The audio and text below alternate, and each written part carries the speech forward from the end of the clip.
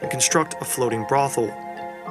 It's likely that it'll be a ponton of around 100 by 20 meters, with 2,000 square meters. It seems like they just getting tired of it. I'm telling you, this song is just trying to make it, they're trying to advance it look like. Child, we just gonna put y'all on the water. We're not trying to stop y'all work, but we're gonna put y'all on the water. Where you working at today, girl? We're on the dock.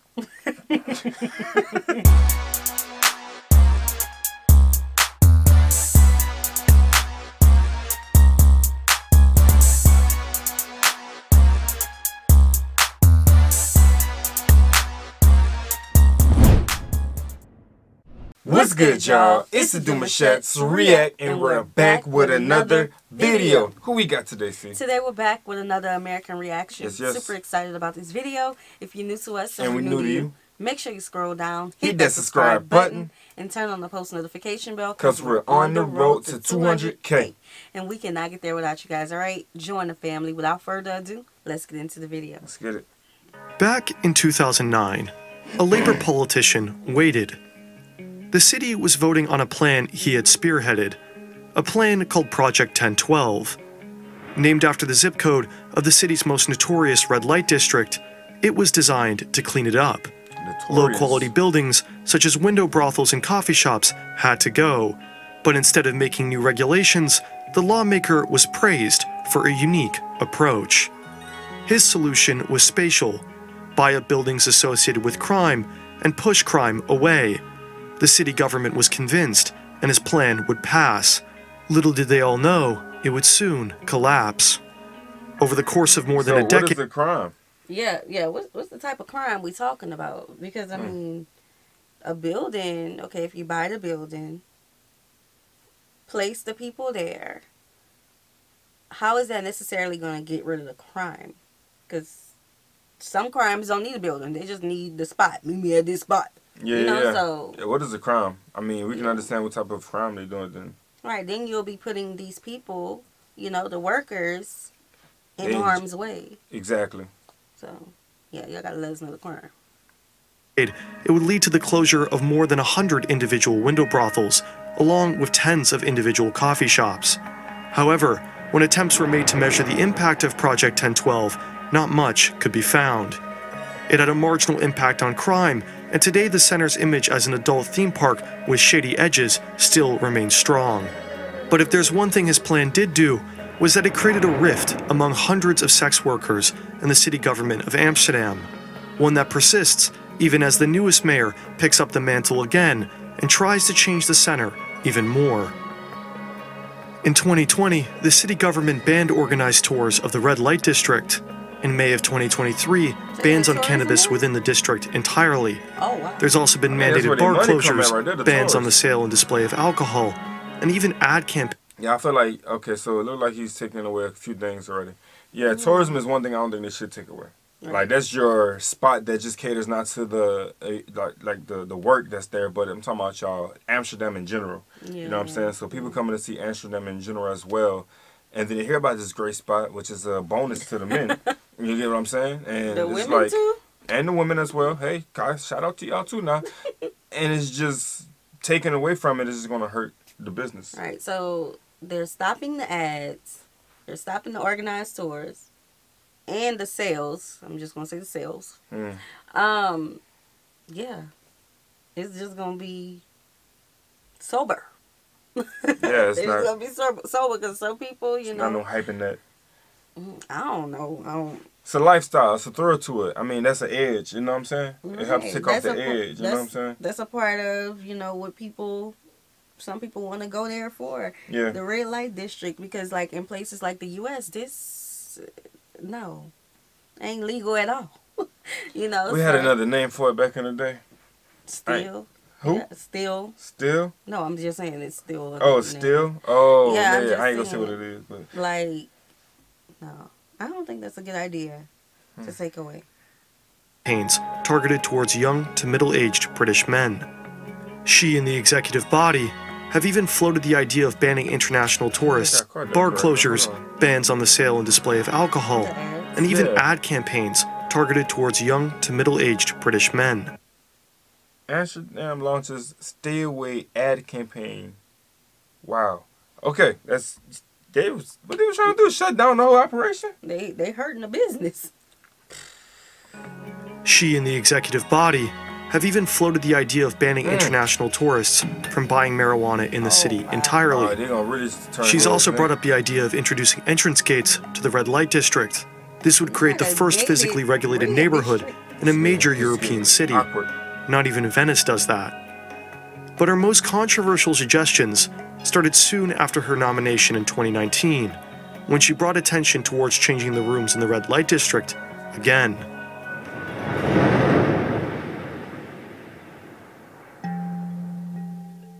In Amsterdam, there are actually 3 separate red light districts. The most well-known is in the center, called De Volle, which has 249 rooms. But the other 2, and much less well-known, are the Singelgebied and the Ruistelkade, which have 63 and 40 rooms respectively. Down a little far. In 2019, Femke Halsema, the newest mayor of Amsterdam, presented 4 scenarios for the future of De Volle. 3 of those scenarios targeted each of these districts in order to reduce over-tourism. Her first scenario was to change window prostitution permanently. Amsterdam closes all the curtains in the Volle and Singel, while the rooms... Who made her mad? Listen. Golly. People become successful off of the things they hate because now they're trying to solve a problem that only, you know, targets their issue or their mental state. You know what I'm saying? So you're trying to block out the imagery to something that actually sells alone just because it's imagery. You know what I'm saying? And so the tourists, okay, first of all, it sounds like they're trying to get rid of the tourists and only get the people who's really serious about wanting this. They're really making it a business, like more like a real business. Like, I mean, well, it's been a business, but they're what I'm saying, they're upping the scale on it. They're taking tourists away. When That's you what it say sounds like. when you say that they're making it more centered around people who may be serious about it only, that's what I'm saying. They upping the scale. They don't want the people that's just there to, like, if you really want work, we're gonna make you want the work. Well, how they gonna find them though? They're gonna have to get innovative. They're gonna have to put a screen projector or something, go live. Technology with a speaker. Put it next to the window and be like, hey, I see you. Look at me. She better not say no, hey, when I'm walking by. Well, they can't see him, so... She hit a little button and say something sexy through her little speaker, and she said, hey, do you like what you see or something like that? Well, come check out my posts. Some pictures, a slideshow, something, a screen. They're going to have to get innovative. Yeah, because you putting a curtain up is just going to hurt the... Yeah. Like, people are window shoppers. Right. You know what I'm saying? So... They open. If a lot of the attraction to the red light district is simply to be able to walk around and look, take away what people look at, and you not only reduce potential tourists, but push the tourists that do come to other parts of the city. Yeah, you're gonna look for it With increased digitization, sex workers can increasingly rely on getting clients via their phones rather than off the streets. The assumption is that this would just speed up an inevitable transformation from physical windows to digital ones. And just scrolling. In her second scenario, unless they have like an app or something. Yeah, see, apps is tricky though because apps can be faulty. But I'm saying, okay, so for tourists, I'm not saying like the regular, you know, the people who the people who live there, they have they people that they go to every day or however they go. Right. For the people who are tourists, they won't know who is what. Maybe they're not even going to know about an app. Yeah, they're not. You know, so... That's going to become foreign to them. Are they just trying to get rid of the red light district? That's what it sounds like. Sound like all the advertisement is going to change as well. I mean, he did mention it earlier, but I'm talking about tourists. Tourists, like when they're coming to this attraction, they won't know about it because the advertisement has shifted. Well, if they trying to put a gate and all that stuff See, that's another level of advertisement that's shifting the viewer. This not going to be a tourist attraction. This is just for serious business. But how they going to hear about it then? Because if you're limiting the age... the people who live there. Only. Amsterdam would see the most radical change. All the rooms in the Volle and Singel are removed and shifted to other parts of the city. Spreading them thin. The number of rooms does not change like it did in Project 1012, but their locations do. However, because closing all the rooms in the Volle is highly unrealistic, the city government is going forward with Halsema's third and most realistic scenario. What if the crime follows? Instead of all, a chunk of the rooms in the Volle and Singel are moved. Well, I don't think... Is there crime in the red light district? I don't think that's what they were... From what I'm hearing, they was buying out more spots that had crime near it, which was near the red light district, from what I'm understanding. But now, let's just say this is the way it is. Like, because they're moving like the red light all around the town now, what if the crime follows? Because they know that's where tourists is going to be walking nearby. They know that's where people going to be hanging out more. You know what I'm saying? So, again, we don't know the crime, but from what I'm just putting 2 and 2 together, it can be that. But if this has been going on... For years. For what? Time's sake. A long time. Right? If this has been going on for a long time, what is the problem right now to make changes with the red light district? If it ain't broke, don't fix it. And people try to fix things that's not broken, which causing broke pieces to fall apart. Well, if multiple people is trying to come up with a new plan for it, something's going on. They just can't keep things the same for too long. I think, you know, with times they want to keep advancing. And by advancing, you got to break stuff apart. You know, it's like a rock. We had this conversation. The higher things go, you have to take things apart so it can reach its peak and become a more suitable thing for the people in that environment. Okay. But, I mean, so far I'm hearing things that will not work in the favor of the workers. Yeah. So let's talk about the workers. Right. It's not going to work out for them. Although it's more realistic, the city government has not made it clear how large that chunk will actually be. But, different from Project 1012, Halsema has made the commitment that when rooms get removed, they have to come someplace new. At the start, the government considered 2 building types: a single-unit high-rise, and the second, a cluster of different multifunction buildings. They also commissioned research into building on a floating pavilion. The design is meant to anticipate for about 100 individual rooms for sex workers, and also other entertainment facilities. On the one hand, the city wants to model Pasha when it comes to size. This is a hotel? Pasha is the world's largest brothel. However, it's not a particularly welcoming or friendly-looking building. So on the other hand, they also want to model the more modern, less sketchy design of Antwerp's largest brothel. Okay, yeah, this definitely gonna run some tourists to other things. Because let's say if a person was not even interested in being serious with this, but just wanted to sightsee, you know, it's a different part of culture that they are not accustomed to. They're not going to go to no building. No. They're not going to go to a building unless they're really serious about doing something. You know what I mean? And I understand that they say they're going to add, like, into other entertainment things in the building. But, I don't know, man. It's like it's almost taking the thrill away. Right. Like, it got to be a banging restaurant up in there. Something got to be. You got to have some fire bar. But then you got to think about it. He mentioned he was taking away marijuana. Liquor, I believe he said liquor. Oh, the bars. The bars and stuff. Now, I'm thinking about it like this, though. You put your best workers top floor. Like, you know how you go to a hotel, the top floor got all the great stuff. Like the penthouse. Yeah. And you got your beginners at the very first floor. So they get to see all the traffic go to the top. I don't know, child. I don't know. That sounds like you need going on. It sounds like you gotta be a little more serious with this one. Yeah. Like if you want to go inside of a building and it has to scope through. Yeah. It's just too much at that point. Villa Tinto. But these brothels aside, there's a few things that make Amsterdam's new erotic center completely different. The mayor of Amsterdam knows that a brothel is controversial. This is why she hopes Amsterdam can make one with class and distinction. By mixing hotel rooms with painting courses, art exhibitions, and a debate center, the hope is that they can avoid designing an isolated sex palace. For an actual physical model, they commissioned Moog, a Dutch architecture studio, to come up with a design. The architects Gianni Cito and Jurgen ten Hoeve designed a concept that attempts to convert the linear streets of the red light district into a circular form. Inspired by Frank Lloyd Wright's Guggenheim, Cito won an architecture prize for making a design that repurposed 2 sugar silos into a cultural center with internal circular walkways. Jurgen ten Hoeve, the other architect, was nominated for the same prize in 2018 for his design of a collection of buildings modeled after a monastery. It was a network of buildings superimposed in Rotterdam that attempts to give an option for pedestrians to leave the busyness of the city. Together, both architects produce an interesting combination. You get a building that kind of looks like a parking garage with a continuous walkway that allows you to walk in the building as you would in the villa, but circularly as opposed to linearly. Also, instead of a floor of the same individual homogeneous hotel rooms, it also attempts to recreate the network of the buildings on the street on each individual floor as well.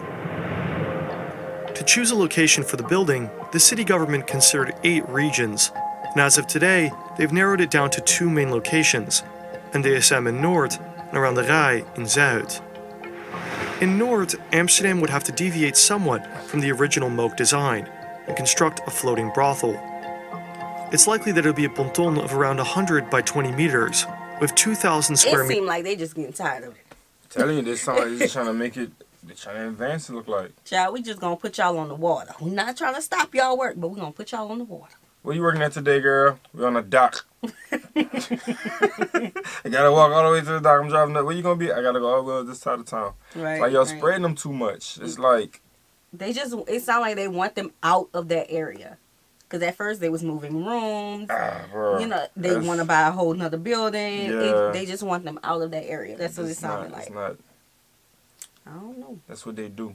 That circular building, you know, that sounded cool. You know, just walk around. But the art, okay, I'm thinking, if I'm a tourist, right, with my children.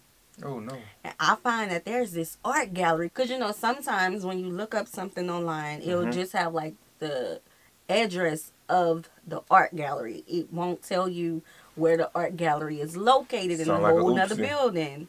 You know, so imagine us with our children. And I know in some cultures it's fine for children to see naked people and all that, but in cultures where it's not fine at, okay? We go to this art gallery, but passing up this art gallery, there's these windows, big windows of ladies auditioning. Well, you gotta think about it. They took the curtains. They put the curtains up. But it's a building now. Yeah, okay. Inside a building. If it's a glass curtain, or glass window. You looking at some art, and then your child turn around, you see fishnets walking nearby. Right. Ooh, what's that? Look what that lady got on. You heard them clicks coming, them heels coming down the hall. Yeah, you know, so things like that with, different. Because I do understand, you know, not completely getting rid of the tourists. But when they have attractions like that, the entertainment stuff in the same building. I think it being on the water is a little too much, though. I don't see I'm pretty sure. People like views. Yeah. I mean, you got to think about, like, yachts, things of that nature. People like views. Exotic. You got to think about it, though. Like, they got, like, yachts, things of that nature. And, like, well, the girls get on their boats and they can be free and move even on the water. Okay. But I'm just thinking, like, what if she's seasick? Like, what if at some point she get a little nauseous because, okay, I can't continue. You gotta get out. Like, you know? I don't know. I mean, it just seems like they're not trying to get rid of it in its entirety, but you know, they're trying to put them out there. Areas of space for 5 total floors, 1 basement, 1 roof terrace, and with the remainder holding the rooms and other facilities. The government also considered repurposing a cruise ship since it would already be readily equipped with rooms, bars, theaters, and attractions like casinos. However, a cruise ship has a large number of constraints, making it an unlikely option. NDSM as a preferred location comes from... Imagine the people... So I'm confused. So the girls would come to work, they would load up a boat, and get in their station, get prepared, and then what happens whenever the boat is ready to take off? And they people who like, set up an appointment not even there. Like, right. They can't wait for no one else to come because they got to wait for the boat to do its round. Yeah. Like, is this like a reservation type of thing? It would have to be now. Or, you know, they got to get there at a certain time. See, I just like the on-ground thing method. It's simple. You can be in and out. And I got to wait for this boat to come back with the wave and all that stuff. It just don't... They better have everything on that boat. They said something about a casino just now. Did they say that? I don't know. I think so. They better have everything they could possibly need. And then how long is this boat ride? Okay, you're going to circle around a few times and they get off. Then the conductor It got to just wait seems like a outside, and you lot. got to be safe to get. You know, because you bought her the boat before. You got to be safe to get off, and they got to, instruct you. Right. It's too much. It's not enough freedom. Like, I remember when we went on our dinner cruise. Oh, I want to go back on another dinner cruise. Okay, anyway. When we went on our dinner cruise, after a certain time, we was just ready to get back. Yeah. How long it's going to take us to get back up the Mississippi?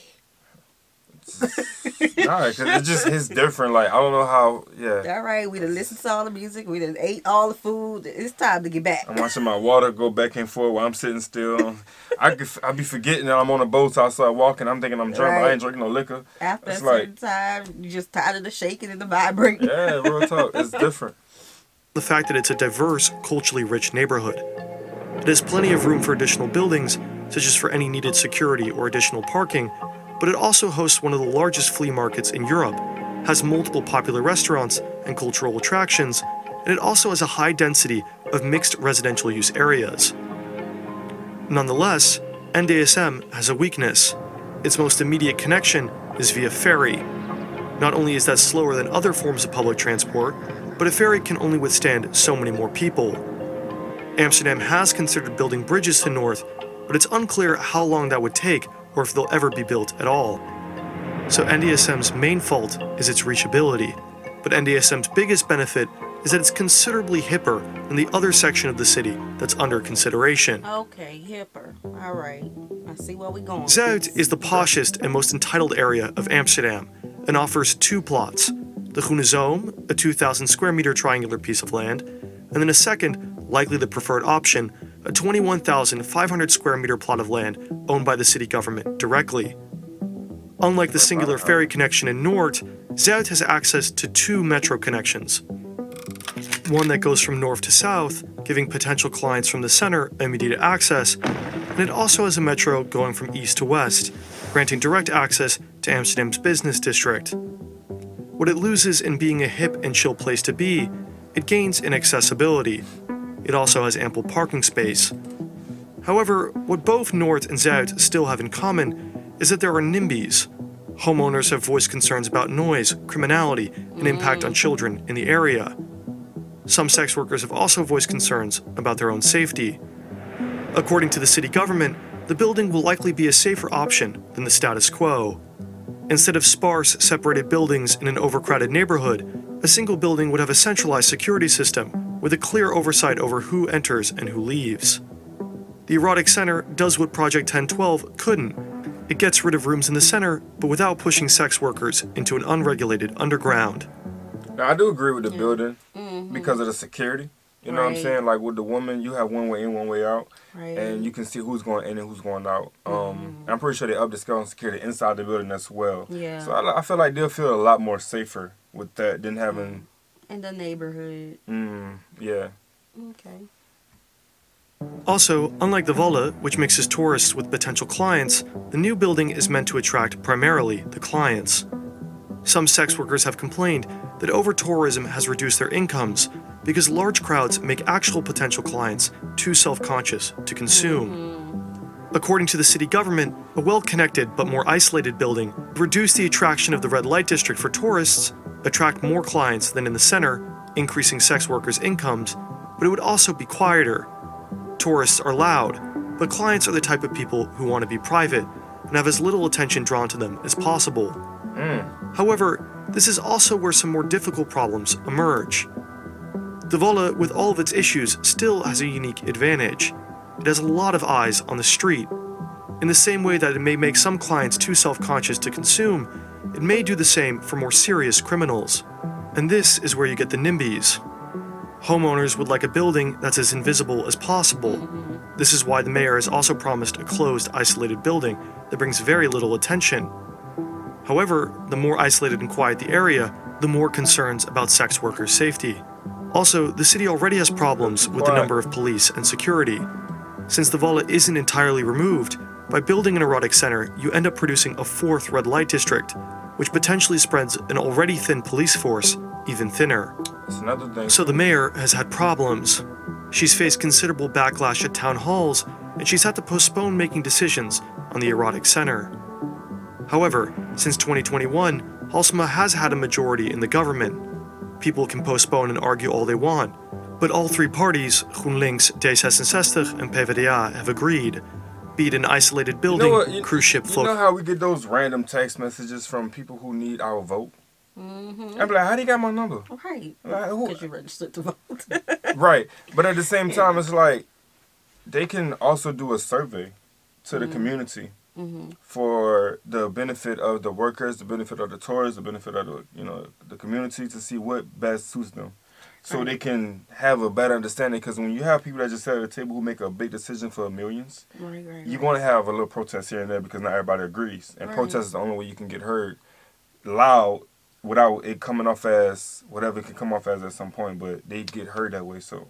Right. Well, I mean, they are already in the talks, but I feel like a panel, y'all probably already have this, but I think in a business, with business logic, but a panel to represent everybody.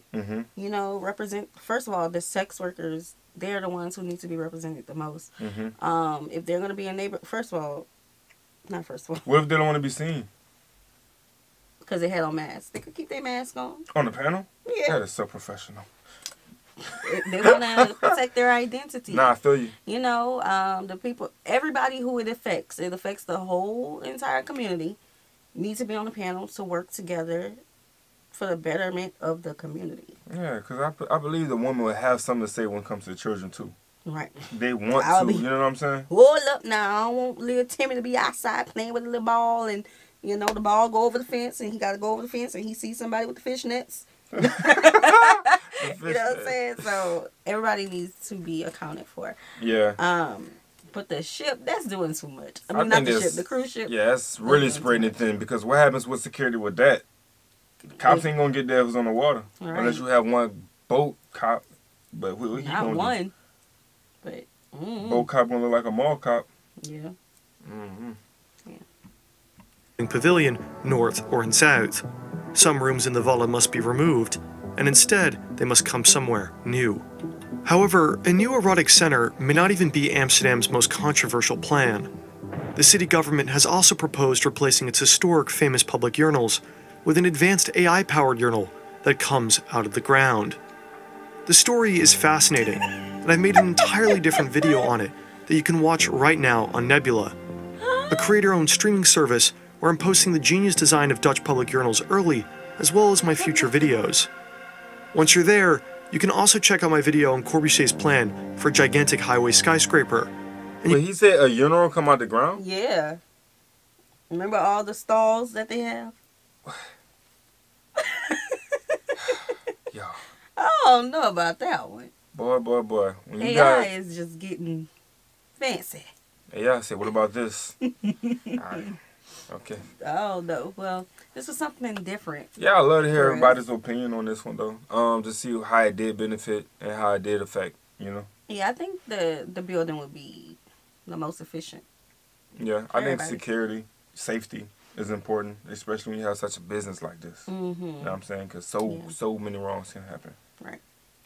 Yeah, so y'all let us know what y'all thought. Facts, this was different. All right, so we hope you guys enjoyed this video with us. Like this video, subscribe, turn on the post notification bell.